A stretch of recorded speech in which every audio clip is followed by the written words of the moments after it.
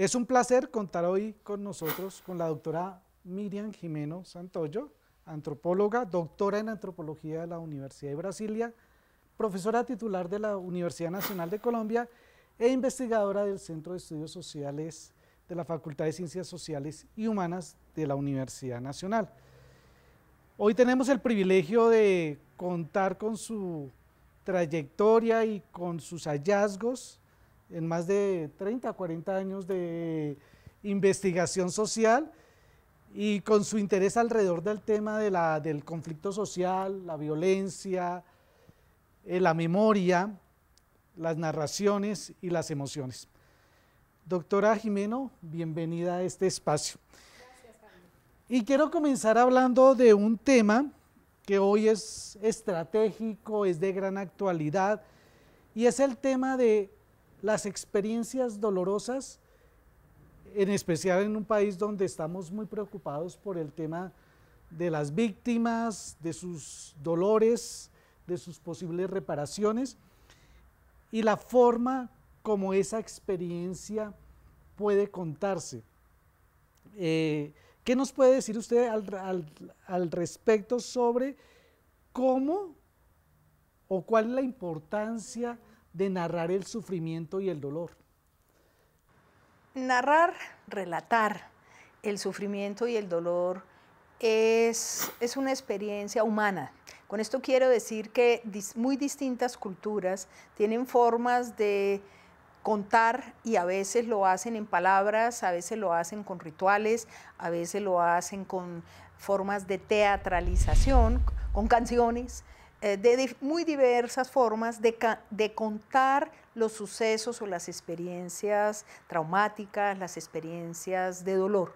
¿Qué se calla y qué se cuenta? Es también una de las elecciones que hacen los grupos sociales para lidiar esas experiencias de dolor. En el caso colombiano es importante en el presente la idea de que los colombianos quieren, o por lo menos una parte importante de colombianos, quiere que se conozcan las experiencias dolorosas, porque una opción siempre es callarlas, silenciarlas u olvidarlas. En lo que está pasando en Colombia, de alguna manera, en forma similar a lo que ha acontecido en el Cono Sur, especialmente en Argentina, la sociedad empieza a valorar, no olvidar y no callar, sino al revés, relatar, construir narrativas, construir formas de expresar lo vivido. Unas son formas muy personales, muy subjetivas, en que una mujer narra los sucesos en que alguien exterminó su familia o si fue agredida ella misma, o a veces grupos sociales, entonces se movilizan en torno, caso muy emblemático que es Bojayá, por ejemplo, el caso que nosotros estudiamos, que es uno de los grupos de la masacre del Naya que decidió no retornar al Maya. También se puede hacer como grupo social, pero también se puede hacer en la gran esfera colectiva del escenario público nacional, y ese es el que enfrentamos hoy. ¿Cuál es la importancia de relatar? Ya habiendo dicho la idea central de que relatar y narrar es parte de los dispositivos humanos, que varían culturalmente mucho. Pero una vez dicho eso, ¿cuál es la importancia de esa narrativa? La importancia de esa narrativa es que permite domesticar, por llamar así, el dolor. Obviamente, no quiere decir esto que la domesticación del dolor pase necesariamente la página de manera completa, pero sí es una forma de que el dolor primero no quede anclado en la individualidad de la persona, sino que pueda ser conocido y en esa medida compartido con otros. La construcción de relatos que pueden servir como memoria de un periodo con experiencias dolorosas, la construcción de esos relatos tiene la ventaja de que da una interpretación a sucesos que a veces pueden sentirse que no tienen una explicación. El relato encuentra una explicación, señala una cadena de eventos, señala unos autores, unos perpetradores, unas sufrientes, unas víctimas y también hace unas reivindicaciones. En esa medida tiene una función identitaria, de construcción de identidad individual o colectiva, y en esa medida alivia a la víctima. La víctima adquiere una identidad, una voz, un rostro, pero tiene otra función también, y es la función de liberación de la carga emocional, la carga afectiva que ha dejado, en el caso de los hechos de violencia, la violencia. La violencia deja una huella psíquica en la confianza individual, pero deja también una huella, una herida afectiva de dolor, de rabia, de humillación, de vergüenza. ¿Qué es lo que hace el relato? El relato lo que hace es tratar de sobrepasar esos sentimientos de rabia, humillación, dolor y vergüenza, sobrepasarlos al exhibirlos, y eso tiene una función emocional liberadora en general. De ahí que el psicoanálisis pues se basa justamente en ese principio de liberar las memorias negadas, las memorias traumáticas, como una manera de, y ese es el último punto, de no repetir los hechos incansablemente. Porque la memoria, la fijación en relatos de la memoria, tiene también esa función, para decir ese último punto, una función de no repetición, en la medida que, si bien es cierto que puede alimentar odios, puede haber relatos de venganza, también puede, al contrario, tener los relatos de esto pasó, pero vamos a construir un futuro, y ese futuro puede abrirse, bien sea a castigar a los perpetradores, bien sea a combinar castigo con perdón. Sí.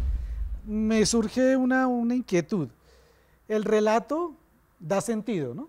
Es decir, frente a una experiencia traumática, dolorosa, devastadora emocionalmente, cuando yo construyo un relato, estoy construyendo una cadena de secuencias que tienen unas relaciones de causa y efecto, digamos, y da sentido al evento que sucedió.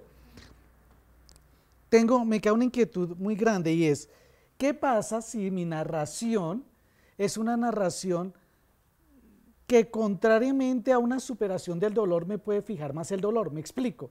Si mi narración es una narración de resentimiento, una narración donde sistemáticamente condeno el hecho, lo revivo en su más devastadora forma, ¿qué pasa con esa narración? ¿Qué debemos hacer con ese tipo de narraciones? Claro, puede haber narraciones liberadoras, pero puede haber narraciones del odio. Vamos a ponerlo en ejemplos concretos. La gran narración de la segunda mitad del siglo XX, la que se globaliza, se generaliza más que todo, por sobre todas las otras, es la narración del genocidio nazi, de los campos de exterminio nazis. Esa es la que se vuelve como la narración paradigmática, la narración modélica. ¿Y qué pasa con esa narración? Que esa narración no solamente muestra la dimensión de la tragedia sucedida, no solamente muestra la devastación que provocó en vidas individuales, en personas concretas, sino que también dio la posibilidad de construir una ética de lo que no debe volver a suceder. En esa medida hay sociólogos como el norteamericano Jeffrey Alexander, que ha mostrado justamente cómo hay un proceso histórico de construcción de esa narrativa hecha principalmente por personas judías, muchos de ellos intelectuales, que es la posibilidad de una ética universal de lo que no se vale hacer en la guerra, y la construcción de una ética civil. Pero efectivamente el mismo Alexander tiene luego que aceptar que con el tiempo Israel tomó parte de ese relato, de esa narrativa, y lo volvió una narrativa de la intolerancia y del militarismo que no les hace posible que ese relato del genocidio de la Segunda Guerra Mundial sirva para alentar relaciones nuevas de paz con los palestinos, sino que ese relato les sirve para verse siempre como perseguidos, como avalando el militarismo para defenderse de una persecución histórica, de manera que se vuelve paradójico porque no alimenta la reconciliación, por ejemplo, con el pueblo palestino, sino al revés, avala todas las formas de ataque a los palestinos en nombre de la persecución, del relato de persecución que ellos tuvieron. Entonces, en resumen, no hay un sentido único, unívoco de los relatos. Los relatos los construyen sujetos humanos, los construyen individuos, políticos, intelectuales, científicos, gente del común, y lo importante en esos relatos son, y usted lo señaló, que esos relatos sean unos relatos de sanación, unos relatos que permitan que se supere la herida y no que se recabe en el odio. Entonces, ahí hay un terreno como ambiguo, lo hemos visto en las discusiones, por ejemplo, en el Cono Sur, de hasta dónde relatar lo que sucedió durante la dictadura militar en Argentina. Entonces, en la sociedad argentina, algunas personas se oponían a que saliera a la luz todo lo sucedido, las torturas, las desapariciones, la persecución, el encarcelamiento se habla de 30.000 desaparecidos más o menos en ese periodo en la Argentina. Muchas personas se oponían a eso diciendo, eso no nos permite sanar como sociedad. Pero otro sector de la sociedad que se dedicó a construir relatos dice lo contrario. Si no lo contamos, no podemos superarlo, no podemos ir más allá. En ese sentido, el relato de memoria es parte de un proceso de ajustar cuentas con el pasado que en mi punto de vista es necesario, es sanador, es positivo. Ocultar y olvidar, como se hizo en Colombia durante los años 50, con la violencia que sucedió entre el año 46 y el año 66, no ha sido positivo. Es una especie de trauma que se intenta ocultar, pero que vuelve y surge en relatos pues unos ficcionales, pero otros reales, y en relatos de la venganza y del odio. Entonces, por supuesto que no todo relato es un relato de reconstrucción, puede ser un relato de venganza, pero en nosotros está, en nosotros, porque no viene de otro lado, en construir relatos donde la verdad se exhiba, pero sea una verdad que permita la reconciliación. Me surgen dos inquietudes, Miriam, muy interesantes. Por un lado, en esa polaridad entre o contamos o no contamos, ¿cierto? Como el caso del Cono Sur que nos comenta, puede haber una zona intermedia, es decir, ¿es necesario contar todo? ¿Es posible contar todo? Nunca es posible contar todo, porque nunca es posible recordar todo. Siempre hay cosas que se olvidan, que no se mencionan, que se disminuyen. La memoria humana es una memoria, eso lo sabe cualquier científico de la memoria, altamente selectiva. Lo que importa no es tratar de contar todo, sino de contar hitos relevantes, hitos significativos, que no alimenten nuevos ciclos de violencia. Eso es lo central. Creo que la idea no está entre hablar y no hablar, sino cómo hablar para que el relato que se construya, los testimonios, la memoria que se construya, sea no un relato para perpetuar el ciclo de violencia a través de la reivindicación de la venganza, sino que permita reconocer a las víctimas, dignificar a las víctimas y también una nueva fase de reconciliación. Hay en el mundo, digamos, una gran onda de recobrar los testimonios de las víctimas de muy distintos episodios históricos de injusticia y sufrimiento, que van desde la esclavitud, la conquista de América y el genocidio indígena, o cosas mucho más específicas, digamos, el genocidio armenio cometido despuesito de 1915 por los turcos que vivían en lo que era en ese momento Turquía, hacia los armenios, hasta cosas como las memorias de las aldeas palestinas arrasadas después de 1948 por Israel. Ahí proliferan en el mundo relatos de memoria de acontecimientos de ese tipo. Lo importante es que esos relatos no congelen en el tiempo la herida, sino que permitan el futuro de reconciliación. Entonces, digamos, en resumen, Javier, la idea no es contar o no contar, sino cómo el relato no es un relato que perpetúa la violencia, sino que posibilita la convivencia. Ahora, en ese juego, y ahorita hablando de lo que los judíos llaman la Shoah, un término hebreo para referirse a lo que nosotros comúnmente denominamos el Holocausto, y las disputas que hay, ¿no? Hay un autor, no recuerdo desafortunadamente su nombre en este momento, y pues hace una crítica del uso político que se le está dando a la memoria de la Shoah, del Holocausto, ¿no?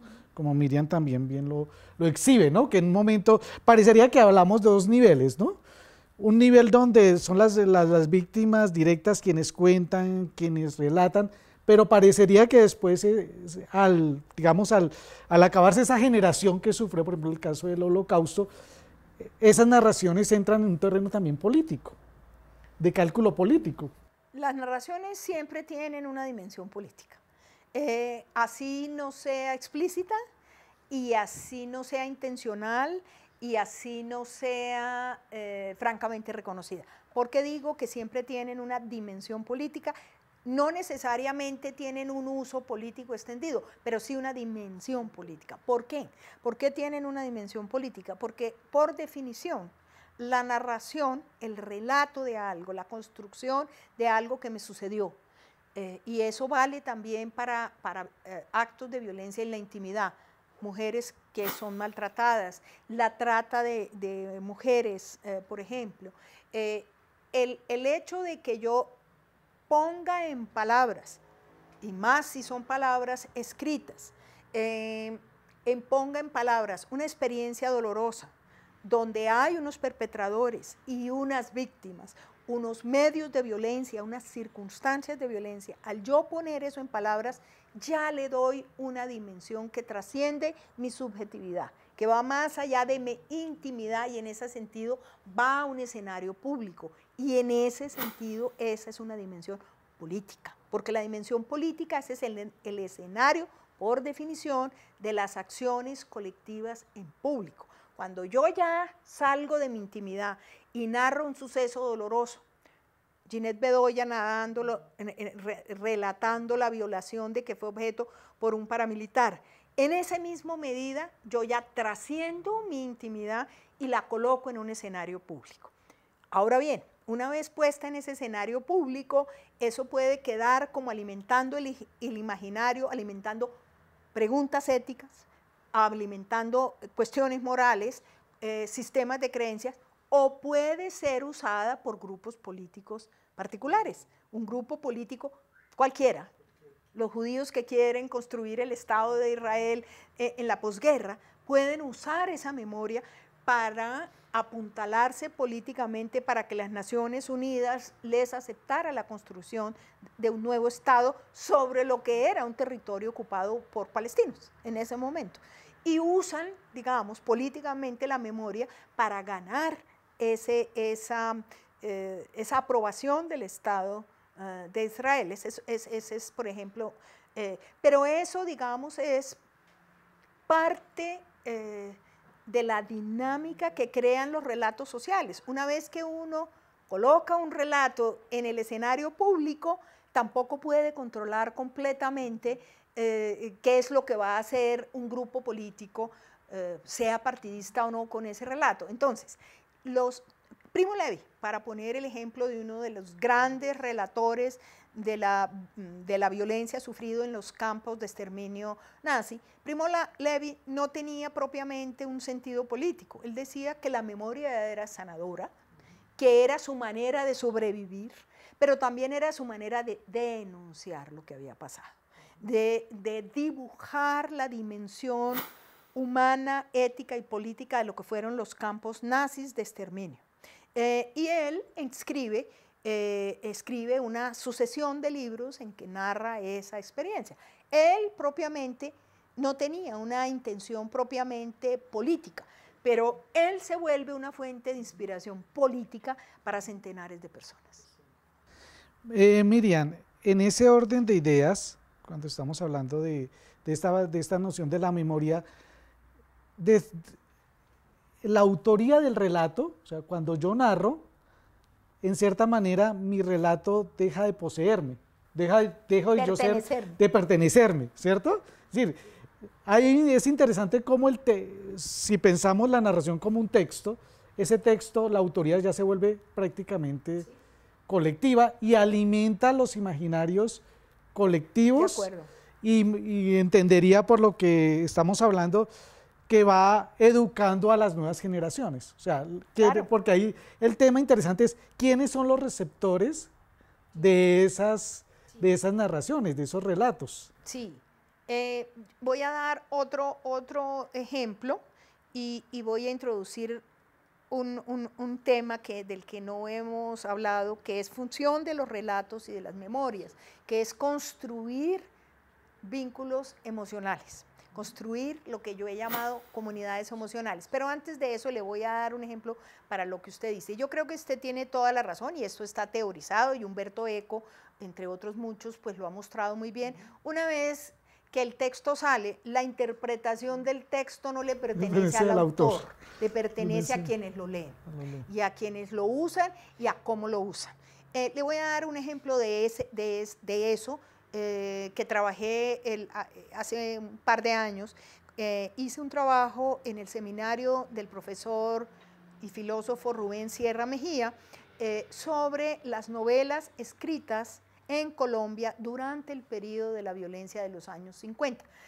Miré especialmente 4 novelas. El número de novelas escritas en los años 50, entre el año 50 y el año, digamos, 60, que es el periodo más o menos que yo miro, es muy grande. Son casi 80 novelas escritas en un periodo relativamente corto, que nos muestran que hubo una gran necesidad de contar y que hubo muchas personas, unas de ellas escritoras profesionales, un Eduardo Santa, un Eduardo Caballero Calderón, pero había un cura, un juez, un médico, como en el caso de Viento Seco, que también ante la premura y la dimensión de lo que estaban viviendo sintieron la necesidad de relatar. Pues bien, entonces en este periodo se escribieron un número muy grande de novelas. Yo examiné un pequeño número de ellas para estudiarlas a fondo y digamos, ¿qué es lo que uno encuentra ahí? Primero, que adoptan un punto de vista de las víctimas, de quienes sufrieron la violencia en los años 50. Quienes la sufrieron principalmente fueron campesinos y campesinos principalmente, lo que muestran las novelas. Sí. No estoy diciendo que haya sido lo que pasó, pero lo que muestran las novelas eran campesinos, pobres, liberales. Liberales, o sea, muestran que el gran perpetrador fueron los policías, las autoridades locales y los grupos armados conservadores, que de alguna manera estaban alimentados por los gobiernos conservadores. Entonces, usted lee ese alud de novelas y en un 90% adoptan el punto de vista de la persecución del gobierno conservador a los campesinos pobres y liberales. Dan una imagen del sufrimiento, se solazan en la crueldad y en el horror de eso, y tienen una función entonces ambigua, diría yo, porque por un lado denuncian un atropello contra un pueblo campesino desarmado, que vivía tranquilo en sus parcelas cultivando, y en ese sentido pues son grandes víctimas, pero por otro lado se solazan en la crueldad y logran transmitir dos ideas problemáticas. La una de que el colombiano es un ser muy violento, inclinado a la crueldad, cosa que no es cierta, y logran transmitir una segunda gran idea de que la autoridad en general, no la del periodo histórico, no es fiable y que quizás las armas, y hay una especie de puente entre esa literatura sin mediaciones y el aval de las formas de enfrentar la injusticia a través de las armas.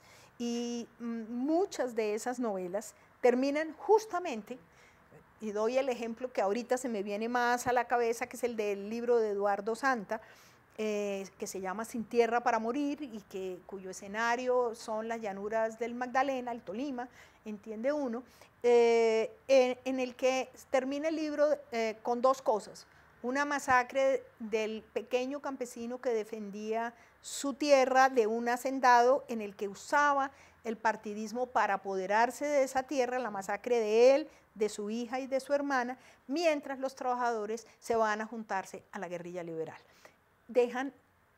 Es decir, son un relato que, por un lado, reconstruye de una forma particular los hechos.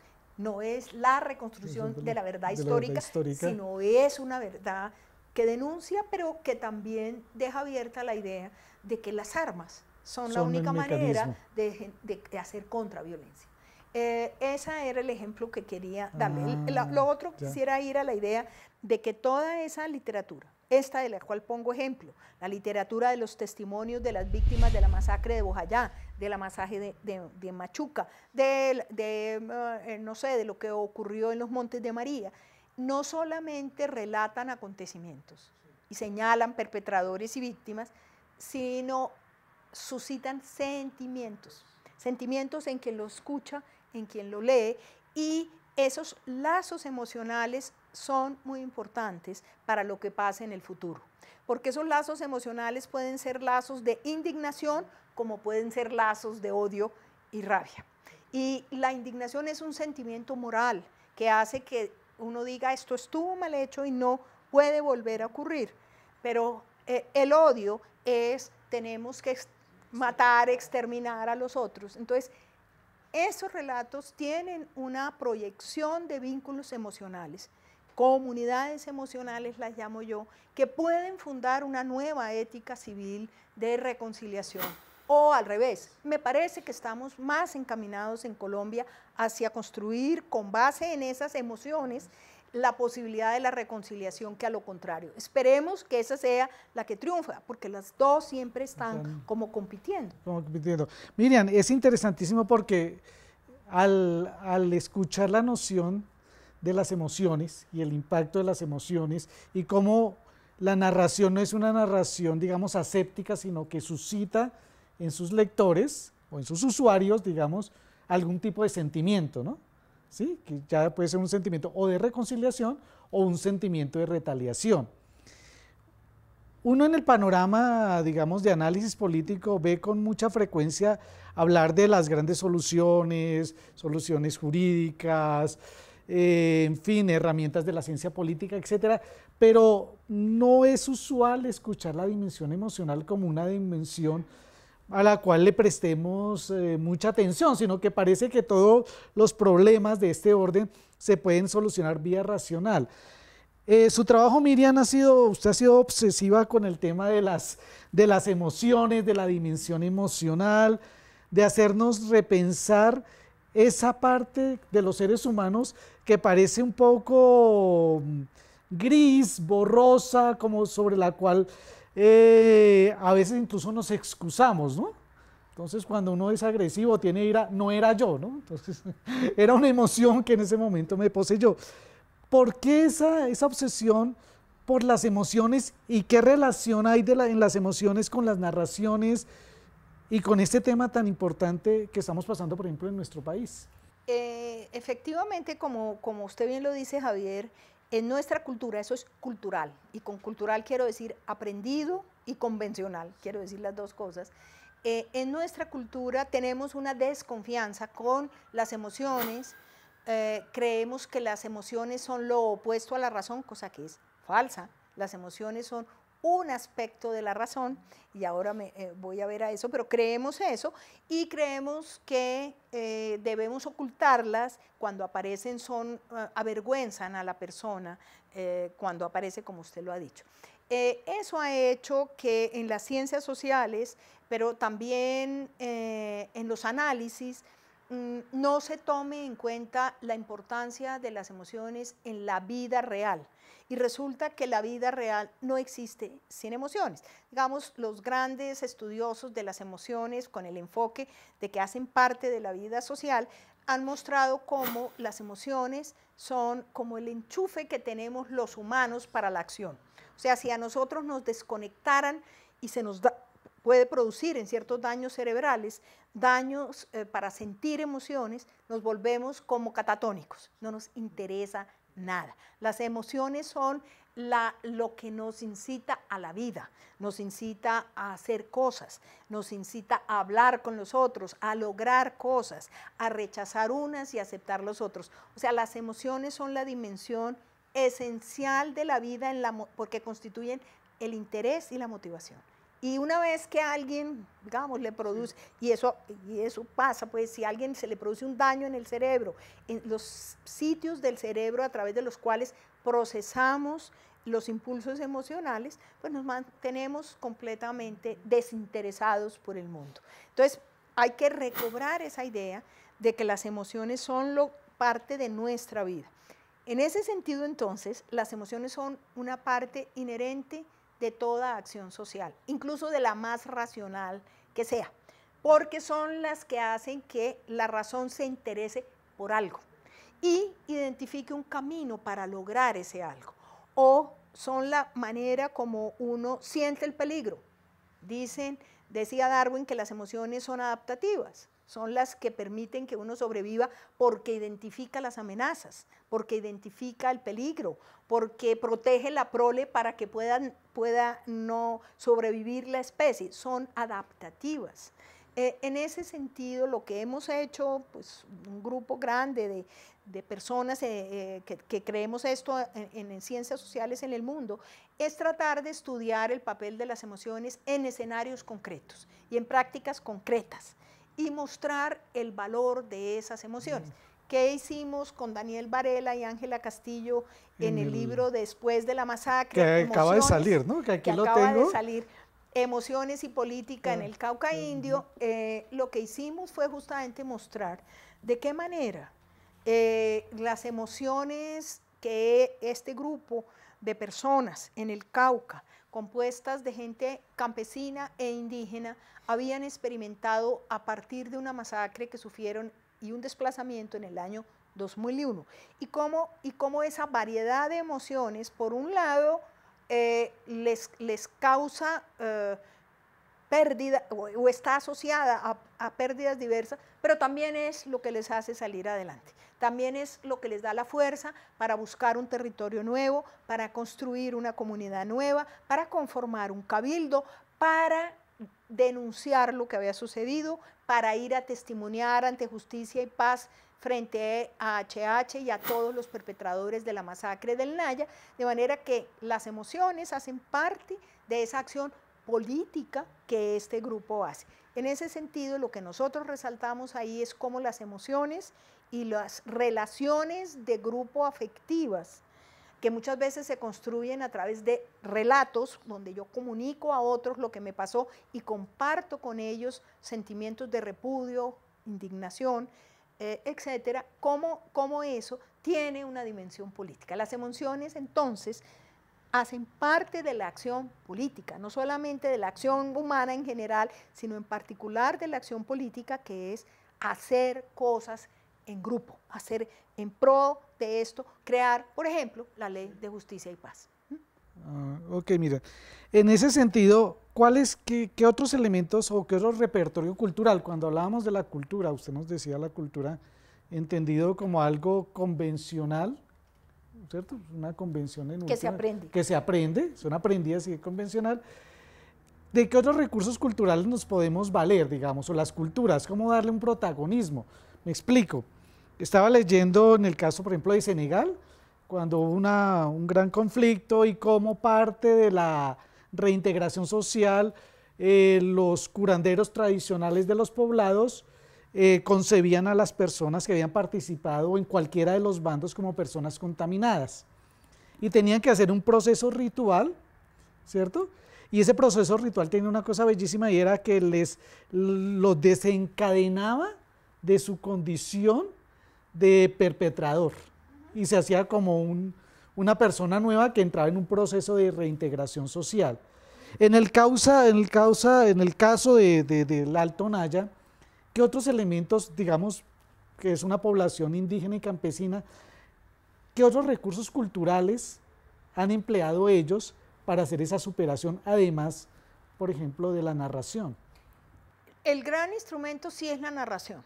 ¿Y por qué el gran instrumento es la narración? Porque las comunidades indígenas del Cauca son altamente organizadas y politizadas, especialmente a través del Consejo Regional Indígena del Cauca, y han construido el relato y la narración de qué les ha pasado a ellos desde la conquista como uno de los grandes ejes de integración, de identidad y de reparación colectiva.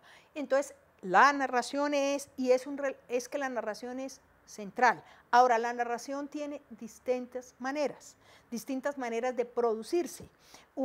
Hay unas que son personales. Esta gente nos contó a nosotros de manera personal, a cada uno de nosotros, cuál había sido su experiencia subjetiva, individual, pero también lo hacían en actos de conmemoración. Entonces, ellos usaron esta gente en particular, la que se denomina Quitequihue, que su peculiaridad es que no retornó al Naya, sino que creó una comunidad nueva cerca a Popayán, en el municipio de Timbío. Ellos crearon también unos rituales, de los cuales nosotros narramos 4, pero hay muchos más desde el 2001 para acá, de conmemoración. En esa conmemoración hay relatos, pero hay también puestas en escena, hay canciones, hay vestimentas, hay una exhibición, en alguna de ellas hubo una exhibición de objetos de las personas muertas, de la Biblia del uno, de los zapatos del otro, de la toalla del otro, de manera que lo que yo quiero decir es que las comunidades en Colombia, y nosotros lo que debemos es ponerles atención, que han sufrido la violencia, sí tienen una actividad cultural intensísima en el que expresan y narran su dolor de maneras muy variadas. Ejemplo en ellos hay rituales de conmemoración, hay marchas a Popayán, marchas de Popayán a Cali, hay el relato mismo y hay, por supuesto, la acción directa de justicia, de participación en los tribunales de la ley de víctimas para denunciar lo que les sucedió. Hay todo el rango de cosas. Ellos nos pidieron a nosotros hacer un video, esa es otra manera, es un relato en el lenguaje visual. Y hay también una cartilla que nos pidieron hacer en que visualmente relatan lo que pasó. Construyeron mapas de la masacre, construyeron rutas de los asesinatos, construyeron mapas de cómo era la comunidad antes y cómo es la comunidad ahora, que son recursos de la imaginación.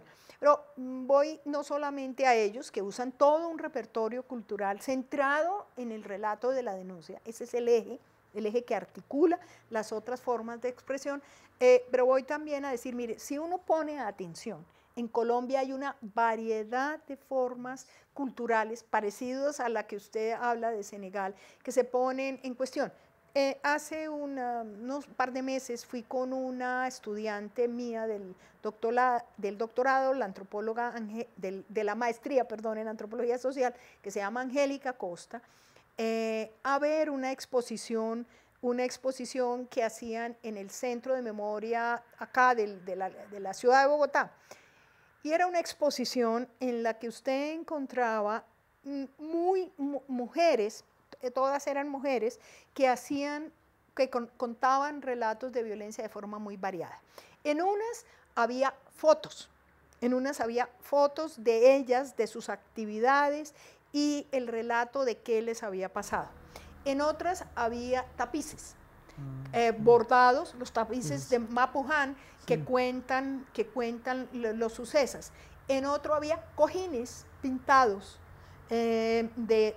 o en otro había rompecabezas armados en el suelo de sucesos que querían ser narrados. Entonces, fotos, rompecabezas, tapices, digamos, la riqueza de la expresión de la gente en Colombia actual es enorme. Tenemos es que verla, que oírla, que valorarla como lo que es. Sí. No simplemente la fijación de un momento, sino la posibilidad de decir, yo puedo transcribir una experiencia de dolor en una experiencia estética y artística nueva, que además me puede dar dinero.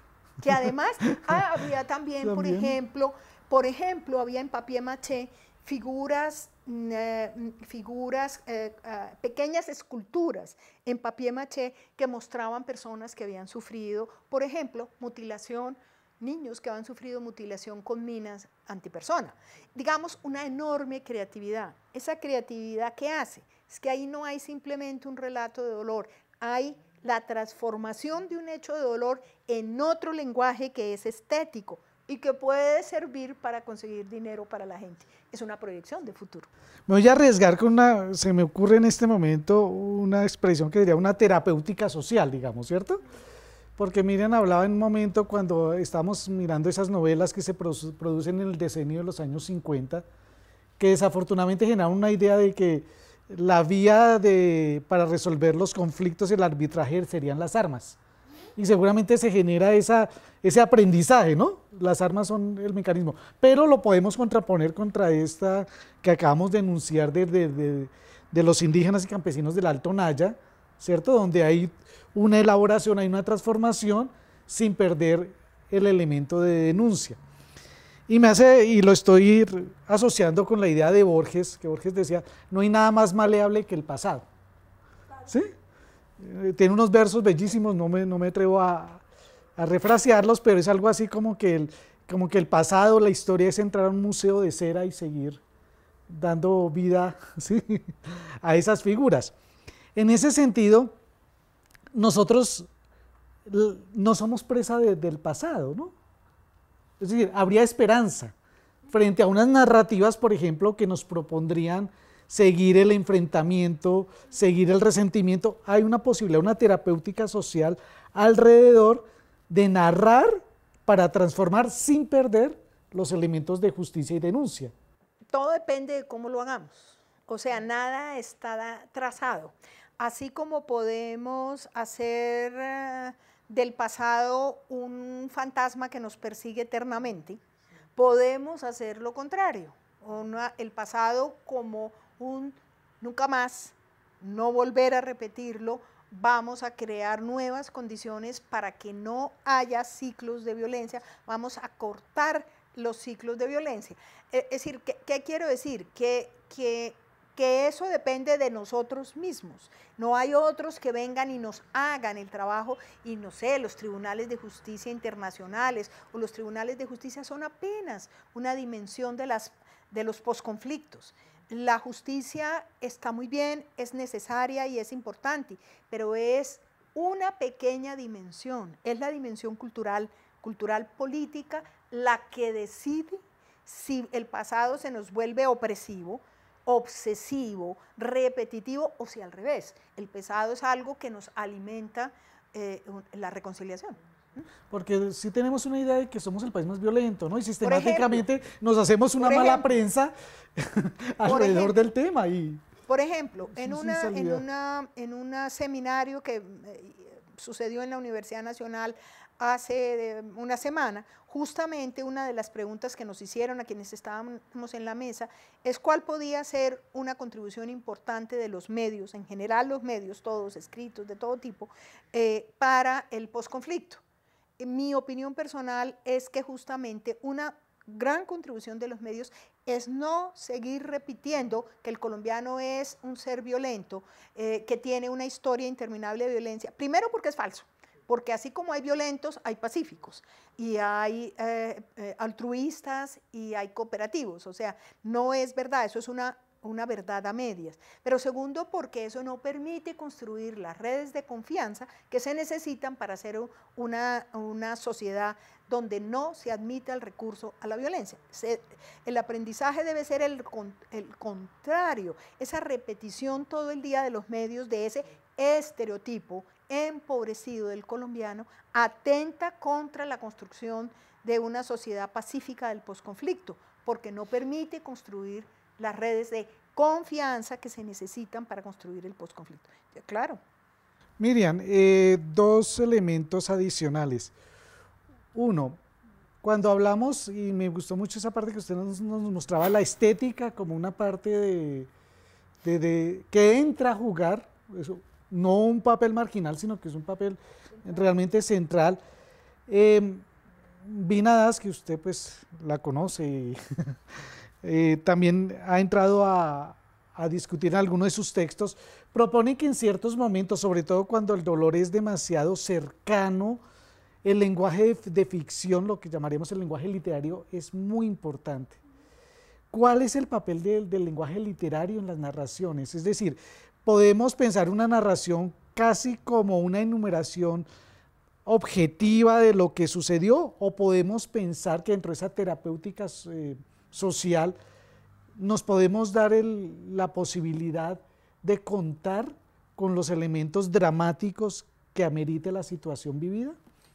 Pues la dimensión dramática de la experiencia humana es importantísima, pues lo sabemos por grandes teóricos de la antropología.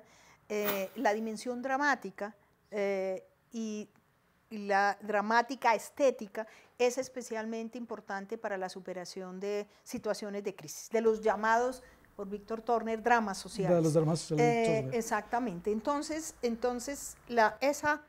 ese lado dramatúrgico o expresivo, para no ponerlo solo en lo dramatúrgico, expresivo del ser humano, por supuesto que se puede poner al servicio de una proyección de futuro y se puede poner al servicio, bien como en el lenguaje de la novela, de la ficción, donde la imaginación es la que, no el relato realista verosímil, sino la imaginación es la gran invitada.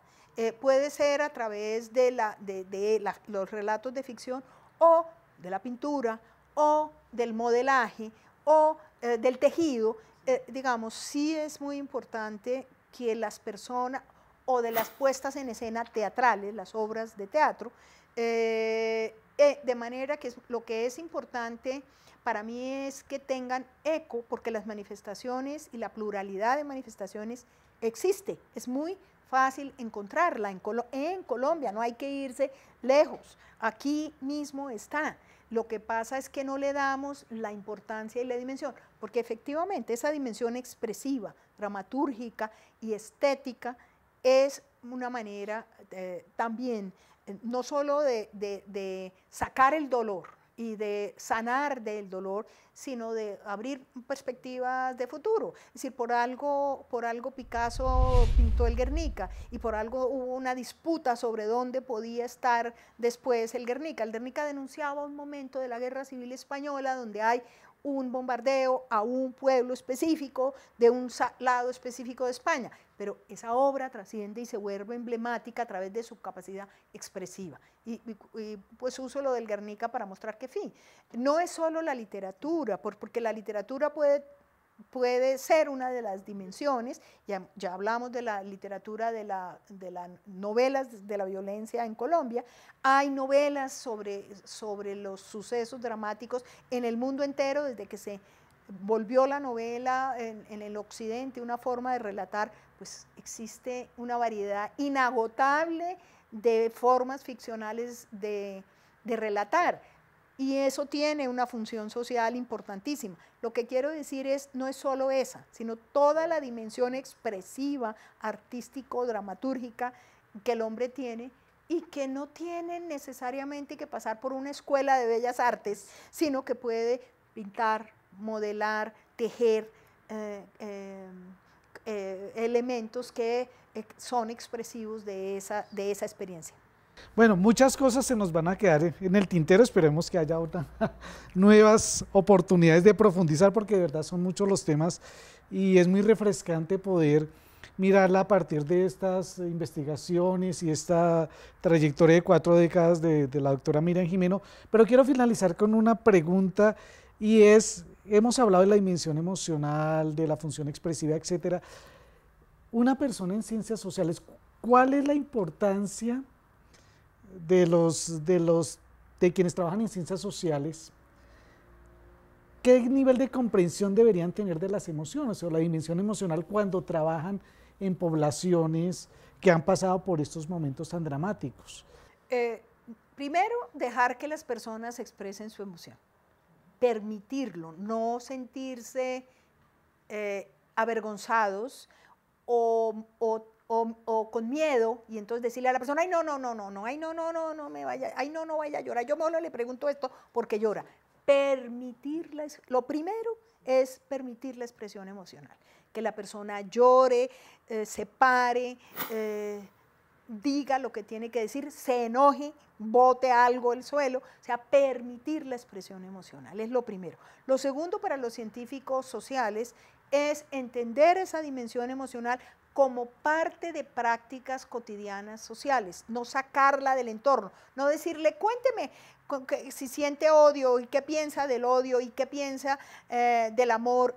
No, mirar las expresiones de amor, de odio, de vergüenza en la vida social, cómo las usan ellos en la vida social, cómo las manifiestan, si las hablan o no las hablan, si más bien la expresan en actitudes, en gestos y posturas corporales, si más bien una señora del campo manifiesta el afecto a su familia, no diciéndole, ay, mis chinitos tan lindos, sino haciéndole un delicioso almuerzo. ¿Cómo actúan las emociones en la práctica? Y dejarse de o reprimirlas o decirles, cuéntame lo que sientes de tal cosa. No, cómo se vive en la práctica. Y darle finalmente a las emociones el valor que efectivamente tienen en la acción humana. Bueno, Miriam, como ustedes han visto, pues ha sido enriquecedor y nos llevamos muchas herramientas y nos llevamos también un sentimiento de esperanza, ¿no? De que es posible, de que hay alternativas, claro, que hay salidas. Claro. Muchas gracias por este espacio, Miriam. Gracias, Javier.